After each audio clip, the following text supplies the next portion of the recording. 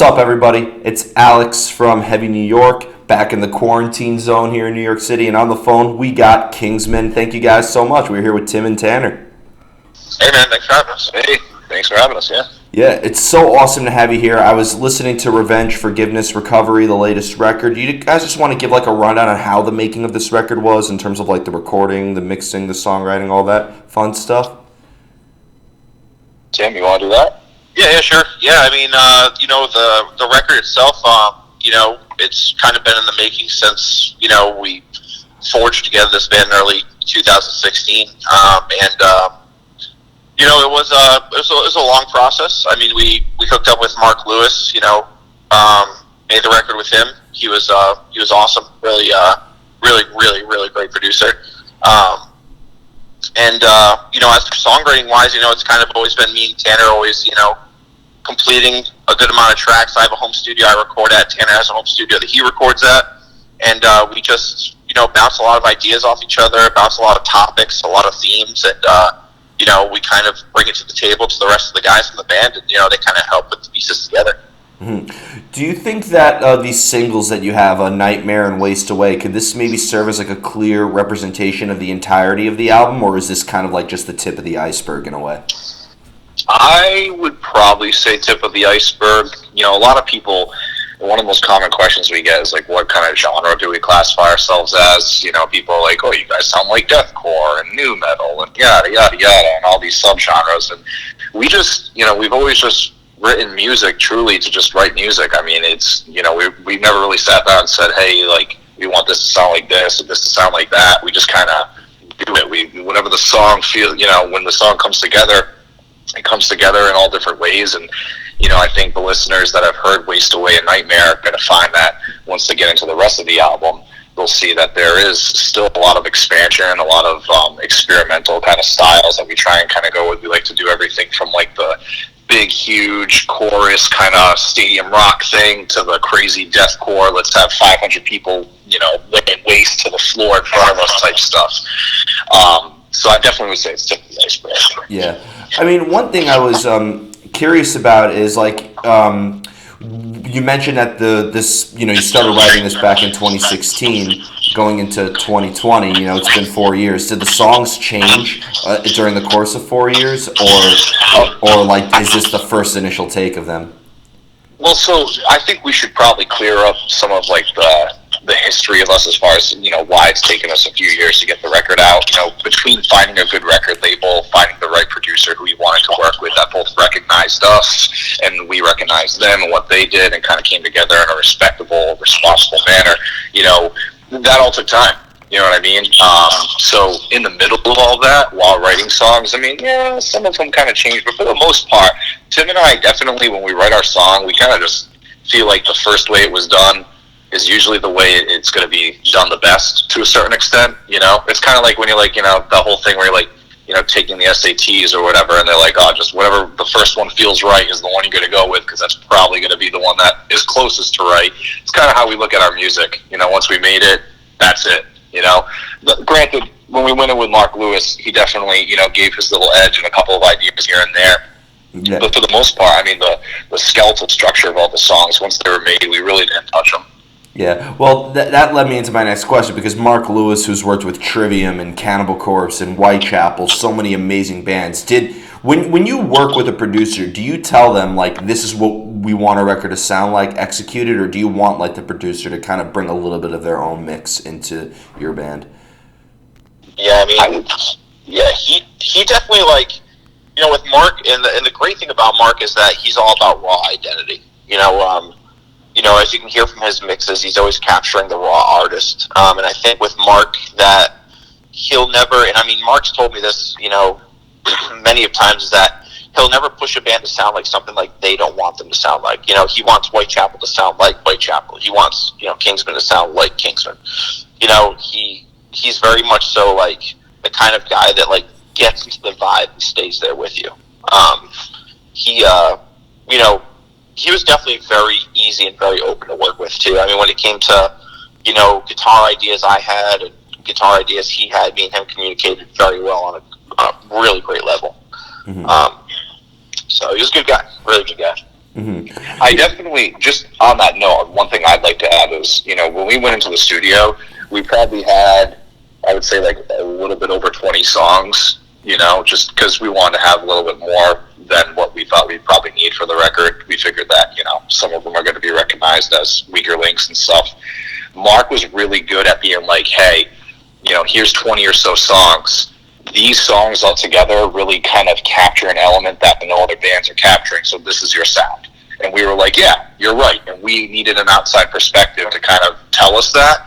And I think that in itself helped us tremendously. Actually, really got us on, because that was one of the first conversations we had with Mark. That really kind of set the tone for the rest of the writing process, because, once he was able to really kind of show us what we had right in front of our faces, but really didn't realize it, we were able to just kind of take off from there. And it's helped Tim and I a lot, too, ever since we've, finished writing Revenge, Forgiveness, Recovery.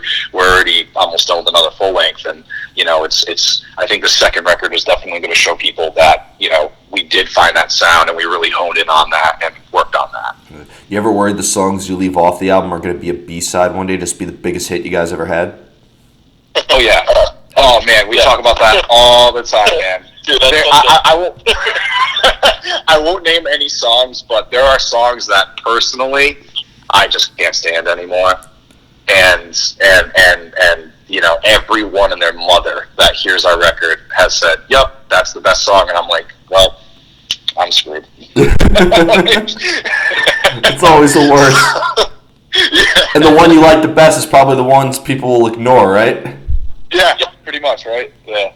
Yeah. You do me a favor, when I'm gonna review the record for you guys, could you tell me what your favorite song is so I know how to analyze it the least? Yeah, sure. Yeah. But you know what I noticed is like I felt like many different songs in this record had like many different vibes as well. Like World on Fire, for example, is very different from a song like Outsider, which is very different from a song like Pleasure Vengeance and stuff like that. Like, was there many, this might be kind of like a cheesy question, but like were there's many different emotions that were being felt sort of like in the making of this record? Man, that's not cheesy at all. And you nailed it on the head, actually. There was a very wide variety of emotions that were being, felt during the record. I mean, a lot of people that have followed us for a while kind of know our story, but, when we were writing this record, it was a tough time for at least Tim and I. Tim's daughter got sick with cancer for years. Oh, I'm sorry. I lost a few friends to suicide and murder. It was crazy, man. So there was a lot of feelings, and that's why, like, the name Revenge, Forgiveness, Recovery, one of the things we're trying to show with that name is that, when you see a name like that, you're probably already thinking, okay, there's going to be some heavy and there's going to be some soft, and we tried to really kind of work on that and show people, the variety of emotions through the sound of music and the lyrical content between all the songs in this record, because we were feeling all of those emotions. There were days where we were ready to give up. There were days where, we were ready to pick a fight. There were days where, we wanted to keep pushing forward. It was a very confusing, hectic time. Yeah. Did maybe the concept and the subject matter in which, the lyrics are talking about and what you guys are going through, did that maybe help determine the outcome of like the music itself? I'd say so. I mean, what do you think, Tim? We kind of worked together when it came to, like, the vibe of the song and stuff. Like, we always kind of have, like, this idea, like, Tim will write a couple of little licks or whatever, send them to me, I'll get, like, a quick verse going or something, and then we're like, all right, now we know where we're going with this song. It's kind of how we write. It's kind of weird. Sometimes I'll hit Tim up and I'll say, hey, I'm humming this for some reason. Can you make something over this? And he will, and then, we go back and forth like that. Mm-hmm. That's a very interesting way of putting it. Is the record open to interpretation, or are you trying to maybe get the listeners to sort of see things from your point of view and kind of have them go in your shoes a little bit? There's definitely that. We do want people to know our story. We want them to see it from our point of view. But, I think as far as lyrical content goes, we keep it a little vague enough for the listener to have their own interpretation. In fact, this guy who I met at a show about a year ago, great kid, his name is Nate, he came up to me and thought Outsider was about drug addiction. It had nothing to do with drug addiction. It had to do about a very manipulative person I had in my life. But he pulled that out from that, and I guess he was experiencing some issues with drug addiction, and he said that Outsider kind of helped him get through it, and that was extremely heartwarming. You know, I felt very humble hearing something like that. But it was interesting because that was the first time I've had a fan come up to me and have a real conversation about a song that he thought was about one thing, and in actuality it was about completely other. You know, but that's the beauty of music. Are you almost afraid to tell people like what it actually means sometimes because it might like? Oh yeah. Yeah, sometimes, man. Sometimes, you know. But at this point, you know, after doing this for a few years and having our story kind of out there, you know, it's comforting, especially in a day like today. You know, it's like everyone's in quarantine right now. We're going through a global pandemic. You know, it's like we want people to know that, you know, we're all going to go through some rough times, and we want people to know that we're real. You know, we've actually gone through some pretty serious stuff that unfortunately I don't think anyone would really want to go through. But we're open about it, and we're open about it because, you know, everything that's happened in the past has helped define who we are now. You know, and we want to show people that they can get that. They can go through a really terrible situation and come out on top. Yeah, you know what I've noticed is like I got like an element of closure from listening to this album. That was kind of like the overall vibe. I almost feel like that was kind of like the underlying theme that applied to everything behind it. Maybe that's my interpretation of it, but no, man, hey, that's you got it. So yeah, that makes us feel good hearing that. Yeah, I mean the last track on the album, you know, Death of the Six. You know, the last lyrics in that are, you know, into darkness. You know, it's like kind of like we don't know what's going to happen after this. You know, and it's kind of weird. We didn't even plan it that way. When we listened back to the record, when we chose the track listing, we're kind of like, wow, like, you know, like the last couple lines of the song kind of like say, you know, anything could happen from this point on. You know, you predicted the future. That's how metal this record is. Yeah, I guess so. Yeah. You know, that's an interesting point. I started asking a lot of artists this because Until I Departed is the first track, right? Yeah. Yeah. So, can a listener approach this album from any different angle, or do you prefer if maybe like a listener were to start off with Until I Departed, followed by World on Fire, tipping the scales, and ending with Death of the Sixth? I mean, we really, you know, the thing is, man, it's tough because, like, you know, I don't want to date myself, but, you know, at one point I owned CDs, so I don't know. What are those? To our general audience, but with that being said, it's like, you know, I remember, you know, collecting hundreds of albums, and, you know, the funnest thing with doing that was popping that thing into the CD player and just going front to back with it. I feel like people don't do that as much nowadays. You know, it's because, you know, you go on Spotify, you go on Apple Radio, whatever it is, and you can see like that highlighted track that's like, oh, this is the main track. So people kind of just already skip ahead and they just get right to like the fourth or fifth song into the album without giving the rest of it. Ideally, I would love personally if people did exactly like you said, started with the first song and played our album all the way through. I think that there's a story and a message there that isn't going to be captured if they don't do that. But at the same time, back to what I was saying, we have such a variety of kind of styles within metal in each song. You know, you could pick out any song, and I'm sure any fan of metal might just say, you know, Until I Depart, it's great, but maybe they don't like Waste Away, or maybe they're like, I love Waste Away, but I don't like, you know, Pleasure and Vengeance, whatever it is. Yeah. You know. Yeah. You guys ready for the most difficult question of the interview? I want you both to answer this. Okay. All right. Let's get it. How does Kingsmen know when a song is done? That's heavy. And original. We haven't been asked that yet. Oh. Yeah, that's the first. Well, can we talk about the 50 masters that Tim will bust out before he thinks the song is ready? Yeah. I've run out of naming pre-production tracks. I don't know what to name them anymore because I found so many of them.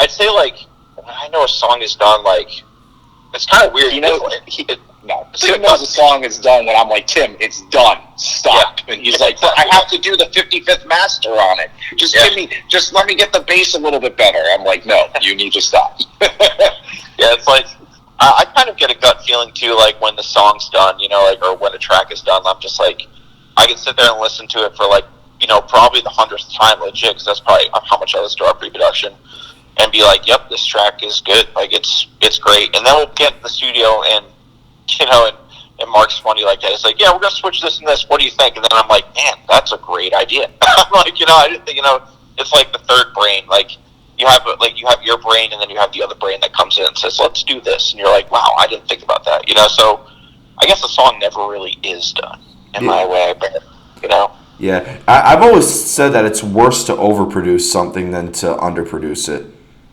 Yeah, no, absolutely. I 100%, dude. I go back all the time into tracks, and I'm just like, why did I put all this stuff on this? Why, it's crazy. I work from the top down. Like, I'll think about something super difficult, I'll record it, and then I'll be like, wow, that sounds dumb. I was like, let me dull it down a little bit so it's not so, because we don't need it to be difficult. It's not kind of like our message that we're trying to put across. Like, we're trying to, have very colorful music that, like, people, anthem type stuff that people can really get into emotionally and physically at shows, Yeah. So it's like, I'll dull things down quite a bit, just because I'm like, that's just unnecessary and I'm not feeling anything from it, Yeah. You undercook a piece of steak, you could always throw it back in the fryer, but if you overcook it, you can't, make it less Exactly. dense, so. Yep. And I have two more questions for you guys, if that's cool. Sure. But you guys are from Rhode Island, which I know is a very, very small state, but I actually heard that there's a pretty decent metal scene out there. Can you tell me anything about, like, the metal and rock scene in Rhode Island? Yeah, it is. And you know what, man, it's funny. We've done a lot of traveling as a band, both for tours and other reasons and stuff, and seen a lot of different metal scenes throughout the country, just this country in particular, United States. But Providence has one of the best metal scenes, man. It's unfortunate. They really do, and I'm not just saying that because we're a part of it. Like, it really does. I mean, it's a very tight-knit community. People support each other. It's pretty much any given Thursday, Friday, or Saturday, you can go to a pretty packed metal show. And that's kind of rare, I feel like, compared to a lot of other scenes out there. I strongly encourage bands to pass through here. Don't look at Rhode Island as the small little state that could be a B market, because, the fact is fans are hungry for new music out here. They're absolutely willing to support you, house you in between your tour, whatever it is. Rhode Island in general, for a lot of people that don't know it, is a pretty artistic, especially Providence is a pretty artistic city. You have RISD and a lot of different fine art programs and stuff in there. And because of that, you go to Providence, it's not uncommon to see all types of music being played. And then on top of that, having crazy painters on the side of buildings painting giant portraits. It's true. It's a really, really different city. But yeah, I think we have a great metal scene here. Yeah. I really do. Yeah, I think maybe, like, being Rhode Island is such a small state, that may actually help, because, like, there's not so much going on at once that when there's a show, people are going to go out to it. Like, in New York, there'll be, like, 5 local shows and then, like, 7 big Live Nation shows all happening on the same night. So it gets spread out more. Maybe being a smaller state kind of helps you guys a little bit, right? I think so. Yeah, that makes sense. Yep. And finally, just before we go, is there just anything else with Kingsmen you guys would like to promote in terms of live shows that aren't at the risk of getting canceled at the moment? And when is the album scheduled to come out? So it's the album's scheduled to come out April 10th. Which is next Friday. As for live shows, we had a lot of stuff lined up, but unfortunately, obviously due to reasons, things got moved or canceled. So we're kind of just sitting tight right now, just waiting for kind of the word on what's going to happen in the world, especially the industry. It's in a weird place right now. Yeah, we'll get through it. Metal's been through worse. Yeah, exactly. We've got a couple things planned. Like, we're going to be coming out with a live web series that we're going to do. Just to give people more of an inside look to us personally and our band, which is going to be cool. Just trying to stay active with everyone and talking and seeing what's going on. Yeah, you can follow us on our Twitch channel, Kingsmen Metal.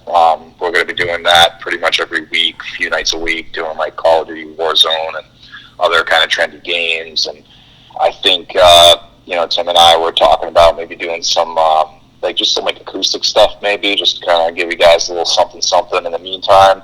But I mean, the only thing I just want to tell our fans out there is, obviously we had every intention of touring as much as possible, and we did. We had quite a few tours lined up. But with the way the world is right now, our hands are tied. So with that being said, speaking on behalf of everyone in pretty much every industry, stay home, stay safe, be clean, and stock up on toilet paper. There you go. Peace, love, and toilet paper. Yep. Yep. But thank you guys so much. Everybody, we are here with Kingsmen. Be sure to pick up the new album, Revenge, Forgiveness, Recovery, out April 10th. Buy it then when supplies last forever. We'll see you next time on Heavy New York.